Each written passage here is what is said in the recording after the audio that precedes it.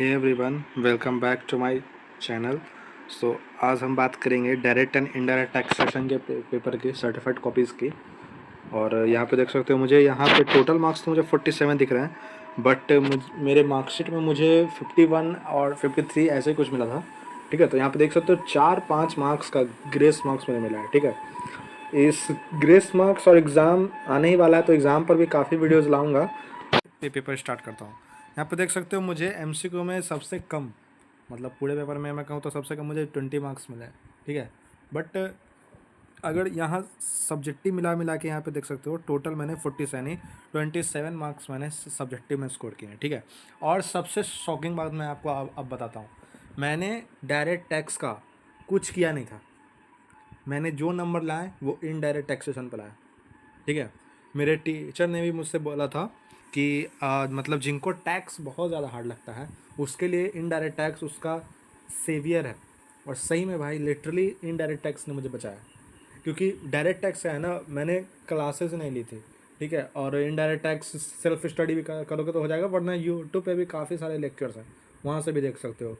ठीक है, तो मैंने इनडायरेक्ट टैक्सेशन पर मैंने ज़्यादा फोर्स किया। मुझे पता था कि 3 क्वेश्चन आते हैं इनडायरेक्ट टैक्स से 42 मार्क्स के, और अगर एमसीक्यू मिला दो तो एमसीक्यू में भी 9 से 10 एमसीक्यू इनडायरेक्ट टैक्सेशन के ही आएंगे, यानी कि टोटल 60 प्लस आता है। ठीक है, तो मैंने सोचा था कि मैं सिर्फ इनडायरेक्ट टैक्स करके जाऊँगा, और डायरेक्ट टैक्स में मैंने हाउस प्रॉपर्टी पढ़ रखा था, बट उतने अच्छे से नहीं आता था। तो लेकिन हाँ, मैं इनडायरेक्ट टैक्स के लिए पूरा तैयार था कि मैं इनडायरेक्ट टैक्स का एक भी क्वेश्चन नहीं छोड़ूंगा। ठीक है, इसका ए पार्ट जो कि था इनडायरेक्ट टैक्स के बेसिक्स के बारे में। ठीक है, और ये जो क्वेश्चन है ना, क्वेश्चन नंबर 6, ये बहुत ईजी होता है, पूरे टैक्स पेपर में बहुत ईजी है, क्योंकि ये जो क्वेश्चन नंबर 6 का ए और बी पार्ट दोनों है ना, वो जीएसटी के बेसिक्स आएगा, जीएसटी और इनडायरेक्ट टैक्स के बेसिक्स है। यानी आप अगर इनडायरेक्ट टैक्स का मॉड्यूल खोलोगे, जो शुरू में थ्योरीज है ना, उन्हीं में से क्वेश्चन आएंगे। बेनिफिट ऑफ जीएसटी, मतलब जीएसटी के पहले क्या था और जीएसटी के आने से क्या क्या बदल गया, ऐसे ही सब होते हैं। ठीक है, तो ये क्वेश्चन तो भाई बहुत मतलब मस्ट है, मतलब इसको अगर टैक्स में अच्छा स्कोर करना चाहते हो तो उसको ज़रूर से करना। तो मैं तो सिर्फ इनडायरेक्ट टैक्स किया था, तो मैंने 6 का ए पार्ट अटैम्प्ट किया। ठीक है, यहाँ पे देखो मैंने लिख दिया, indirect tax is the tax which is levied on supply, manufacture, export, import और सेल ऑफ एनी गुड्स और सर्विसेज। फिर मैंने लिख दिया फीचर। फिर यहाँ पे एक एक पॉइंट वाइज मैंने आंसर किए। सबसे पहले लेवी लिखा, फिर burden of tax, regressive in nature, promotes inflation, does not pinches tax payer, और फिर मैंने एग्जांपल्स लिख दिए। तो यहाँ पे देख सकते हो, इसमें मुझे मिले 3 मार्क्स इतना लिखने के, और यहाँ पे मुझे मिले 3 मार्क्स। ये यहाँ पे देख सकते हो, यहाँ पे मुझे मिले 3 मार्क्स, टोटल मुझे मिले 6 मार्क्स। एटलीस्ट 7 देना चाहिए था, बट थ्योरी पेपर है तो तुम नहीं एक्सपेक्ट कर सकते हो, बट 6 कोई बुरा स्कोर नहीं है। ठीक है, 6 कोई मतलब बहुत अच्छा स्कोर है। ठीक है, अब उसके बाद आता है क्वेश्चन नंबर 6 का बी पार्ट। भाई ये पूछ दिया था जीएसटी काउंसिल में कौन कौन से लोग बैठते हैं। ठीक है, और ये मुझे आता ही नहीं था, मतलब किया तो था मैंने, बट वहाँ पे जाके मैं पूरा ब्लैंक हो गया, मुझे याद ही नहीं आ रहा था। और ऐसा भी नहीं था कि अगर आप क्वेश्चन बनाओगे तो फिर आपको याद आएगा। थ्योरी में यही एक चीज़ है कि आपको याद आए तो उसी समय आएगा, वरना वो आपको याद आएगा ही नहीं। ठीक है, तो मैंने लिख दिया, मैंने सिर्फ इतना लिखा, फाइनेंस मिनिस्टर मुझे याद था तो सिर्फ मैंने उतना ही लिखा। यहाँ पे देख सकते हो 0.5 मार्क्स मिला है। ठीक है, देखो जीएसटी का काउंसिल के बारे में भी मैंने फिर लिखा कि GST council can make recommendation about the tax rate, can also release circular about any changes in GST, और give recommendation about notification to be released. यहाँ पे फिर मुझे 2 मार्क्स मिले, टोटल 2.5 मार्क्स मिले। तो ये देख सकते हो, उन्होंने पूछा था जीएसटी का काउंसिल और उसके मेंबर्स के बारे में। उसके मेंबर्स तो मुझे नहीं पता थे, बस जीएसटी काउंसिल्स के बारे में मैंने लिख दिया।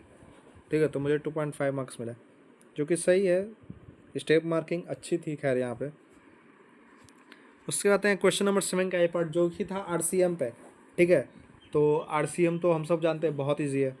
2 केस थे कि बताना था कि ये ट्रांजैक्शन हुआ है तो इसमें टैक्स कौन पे करेगा, मतलब यहाँ एफसीएम लगेगा या फिर आरसीएम लगेगा, बस ये बताना था। ठीक है, तो मैंने देख सकते हो मैंने लिखा as per the respective provision, मैंने लिख दिया देखो यहाँ, if any recovery against agent services by bank, then bank will have to pay the GST in RCM. ठीक है। फिर मैंने लिख दिया in the light of our provision, पहले मैंने प्रोविज़न लिखा, उसके बाद मैंने जो दिया हुआ है केस उसके बारे में लिखा, ठीक है। यहाँ पे देखो therefore the money save bank will have to pay GST इतना। यहाँ पे देख सकते हो मैंने फिर ऊपर में प्रोविज़न लिख दिया और मैंने अपना आंसर लिख दिया। बट मैं यहाँ थोड़ा मुझे शौक लगा कि मुझे सिर्फ 2 मार्क्स मिले इसमें और टोटल 5.5, ठीक है। तो मुझे लगा थोड़ा मतलब 7 आउट ऑफ 7 मिलना चाहिए था, क्योंकि यहाँ पे मेरा रॉन्ग तो है नहीं कहीं, ठीक है। मेरा क्वेश्चन बस सही है और मैंने सही से लिखा भी है, बट पता नहीं 7 आउट ऑफ 5.5 ही क्यों मिला। उसके बाद आते हैं क्वेश्चन नंबर 7 का बी पार्ट। भाई ये क्वेश्चन मतलब वैल्यू ऑफ सप्लाई के एक छोटे से लाइन से बन के आया था, ठीक है। और जब ये क्वेश्चन मैंने पढ़ा ना, मुझे समझ ही नहीं आया कि क्वेश्चन कहाँ से आया है। मतलब ये क्वेश्चन मैं पहली बार देख रहा था, ठीक है। मैंने इंडायरेक्ट टैक्स इतने अच्छे से किया था तो, और ऐसा नहीं कि सिर्फ मेरे साथ हुआ, सबके साथ ये हुआ। सब ने RCM तो बना लिया, बट ये बनाने में ना कोई हो ही नहीं पाया, क्योंकि क्वेश्चन पता नहीं बहुत लोग तो बोले थे out of syllabus, but out of syllabus नहीं था। वैल्यू ऑफ सप्लाई के एकदम छोटे से पॉइंट्स आया था। मुझे लगा था प्लेस ऑफ सप्लाई आएगा या फिर टाइम ऑफ सप्लाई आएगा, बट आ गया वैल्यू ऑफ सप्लाई के। वो भी वैल्यू ऑफ सप्लाई के मेजर पोर्शन में से नहीं आया, बहुत छोटे से पोर्शन से आया, ठीक है। तो मैंने तो इसको सबसे अंतिम अटेम्प्ट किया था और मैंने अपने मन से जो मन सो लिख दिया, मुझे कुछ समझ नहीं आया। फिर भी आप देख सकते हो 0.5 मार्क्स मिल गए। उसके बाद आते हैं क्वेश्चन नंबर 8 का ए पार्ट में, जो कि था ITC पे, ठीक है। यहाँ पे देख सकते हो और देख लो, जैसा मेरी प्रेजेंटेशन आप देख सकते हो, जैसा मॉड्यूल में बनाया गया है मैंने बिल्कुल वैसे प्रेजेंट किया। भले मैंने थोड़ा राइटिंग में इसमें ज़्यादा टाइम दिया, बट जैसा प्रेजेंटेशन बुक में है मैंने वैसा ही किया, ठीक है। यहाँ पे देख सकते हो मैंने लिख दिया, यहाँ पे देख सकते हो ब्रैकेट में भी मैंने लिखा, ठीक है। 2500 will be deducted as GST paid on item but invoice missing. आपको भी ऐसे कर करके ही लिखना है, ठीक है। उसके बाद आपको सबका लिखना है नोट्स, ठीक है। आपको सबका नोट्स लिखना है, क्योंकि इसके ही मार्क्स मिलते हैं। इस टेबल के भले ही आपको 2-3 मार्क्स मिल जाए, बट नोट्स नहीं लिखोगे तो आपको मार्क्स नहीं मिलेंगे। देख सकते हो इतना लिखने को मुझे सिर्फ 2.5 मार्क्स मिला। और यहाँ पे देख सकते हो मैंने फिर 3 यहाँ लिखे और यहाँ पे 3 मार्क्स मिले, टोटल 5.5। यहाँ भी मुझे 7 आउट ऑफ 7 मिलना चाहिए था, ठीक है। इसीलिए शायद मुझे लगता है मुझे मतलब ग्रेस मार्क्स मिले हैं, क्योंकि बहुत जगह मेरे नंबर काटे भी हैं। यहाँ पे 7 आउट ऑफ 7 मुझे इजीली मिलना चाहिए था। मेरी प्रेजेंटेशन भी सही थी, मेरा क्वेश्चन भी सही था, मेरा आंसर भी सही था, मैंने नोट्स भी लिखा था, फिर भी 5.5 ही मिला। अब आते हैं 8 का बी पार्ट, जो कि था कस्टम्स है, ठीक है। तो पता नहीं मुझे लग रहा था क्वेश्चन मेरा रॉन्ग है, ठीक है। यहाँ पे देख सकते हो। अब भाई इसको ज़रूर अटैम्प्ट करना, बहुत इजी होता है ये, ठीक है। ITC के साथ ही आएगा, इसको ज़रूर अटैम्प्ट करना, बहुत इजी होता है। भले थोड़ी प्रेजेंटेशन आपकी इधर उधर हो सकती है, बट क्वेश्चन काफ़ी सही रहता है। यहाँ पे देख सकते हो मुझे यहाँ जो मैंने इंश्योरेंस चार्जेस निकाले उसके मुझे मिले 1.5 मार्क्स। फिर मैंने नोट्स लिखा और यहाँ पे डेट ऑफ बिल एंट्री, और मुझे इससे पता नहीं सिर्फ 1.5 मार्क्स से क्यों मिले। शायद मेरा आंसर रॉन्ग है या फिर पता नहीं क्या है, बट काफ़ी टाइम दिया था मैंने। और नोट्स के ही मुझे मिले हैं, देख सकते हो, एक इंश्योरेंस चार्जेस का और इतना सब कुछ का। उसके बाद यहाँ पे हमारा इंडायरेक्ट टैक्स हुआ ख़त्म, ठीक है। अब इसके बाद मैं हो गया था ब्लैंक, मुझे कुछ आता नहीं। अब डायरेक्ट टैक्स में तो मुझे कुछ आता ही नहीं था, ना ही मुझे रेसिडेंशियल स्टेटस, ना ही सैलरी, मुझे आता ही नहीं है कुछ, ठीक है।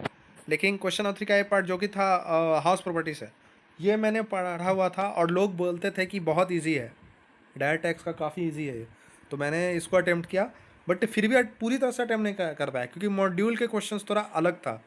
भले ही जिन्होंने पढ़ा होगा उनके लिए इजी होगा, बट मैंने नहीं पढ़ा था, मैंने कोई ऐसा क्वेश्चन नहीं देखा था, तो मेरे लिए तो हार्ड था। बट मुझे NRV निकालने आया था, तो मैंने GAV निकाल दिया, फिर NRV निकाल दिया और मुझे 2.5 मार्क्स मिल गया।